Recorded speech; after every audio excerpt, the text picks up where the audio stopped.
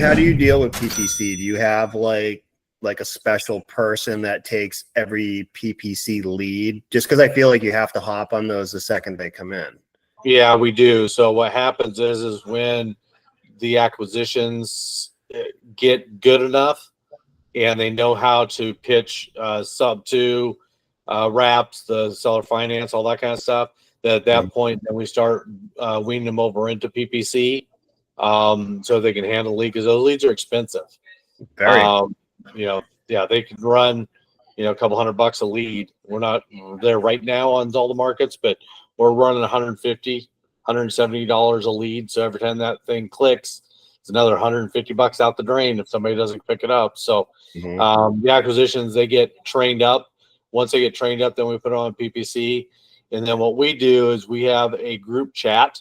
Everybody gets the same lead at the same time through a text message. And then you answer on a group text internal through Slack stating, hey, I got it. And then that way we're not having 3 or 4 or 5 people call at the same time.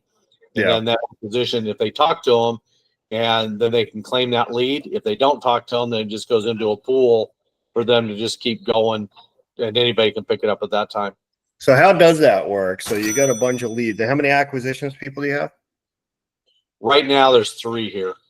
So how does that work as leads come in? Does it just fall into a bucket, and then when somebody's ready for another lead, they just grab that one? And so everybody gets notified of the new lead just came in, because they'll come in at all different times. Yeah. So when they hit the system, my policy is I want them to answer within 60 seconds on a PPC lead, because if you don't, they're just on to the next company anyway. So it's a speed to lead thing with the PPC. And what hurts us most is the acquisition guys not picking them up in the evenings and not picking them up on the weekends. And that's when some of the biggest money is to be made, because that's when people are worried about, well, what am I going to do with my house? I'm broke. I'm about ready to lose it. And they're at home fretting and stewing at night or on the weekends.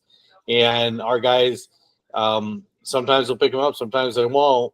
The last team I had here, they didn't want to pick them up. And it's like, oh my gosh, you guys are wasting money, plus wasting my money. Yeah. We'll go through and we'll have, 10, 15, 20 leads over a weekend. Just call it $100 a deal. That's a couple $1,000 out of my pocket every weekend that just goes by the wayside. Yeah, and those are good leads. When you got people calling you and you're not calling them cold, like those are easy to close. Very easy to close. So we'll see. We're putting new people in place along with a couple of the old guys. So we'll see what happens with the leads now. I'm hoping that the new guys are hungry enough that they want to start taking those leads and have a little competition going on like we used to have. So so how do you manage that on the weekends? You have your office open on Saturdays and Sundays, and no, it's just all virtual over the weekends. Okay. I monitor it. Justin monitors it. If somebody's not answering a lead in a certain amount of time, we don't expect them to pick them up after 10 o'clock at night. Some guys do. The guys that are picking up the leads that come in at 1, 2, 3 o'clock in the morning, those are good leads, because if you're thinking about, if you're sitting at home worrying at 1, 2, 3 o'clock in the morning, you're panicked, and then all of a sudden you put a form in and somebody's calling you right back that is a real person and not AI. I mean, they're good leads. And you got to catch them when they're hot, right? Because tomorrow morning they might not feel so stressed to sell. Yep, and I've seen some of the biggest deals come out of the nighttime leads and so forth, and the weekend leads that people are just letting go, which is sad. Yeah. So we'll see what happens. We're training people up, and we'll see what happens with them. See if they get hungry enough to do it, and hopefully they do. If not, we're going to change some things up. So, because I can't keep spending the money on leads that aren't getting answered. No, especially with the money you're spending for those things. My God, $20,000 a month in PPC. We're at 30 now.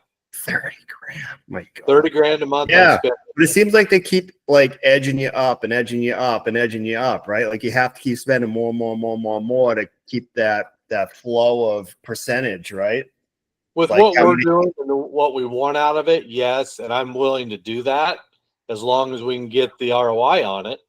But if you guys quit not getting leads at nights and weekends, the ROI is not going to be there, and then I'll turn it back off and get it turned on. I mean, because I'm wasting money.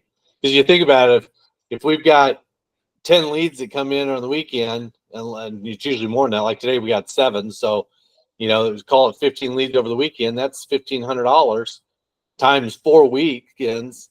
I mean, that's a lot of money just to blow. It is. Yeah. So I'm hoping the texting comes in and does good for us too. And, if we're pulling 5 or 6 leads out of it right now and talking to people, it'll start to hit. So, and especially as we get our VA trained up a little better onto what leads should be put in the system, that kind of stuff. So, it all takes time, but it's coming. We'll see. But the PPC we've been doing PPC for 5-6 years. It's so clean, and you get good deals out of it because it's a hot lead. They're wanting to do something.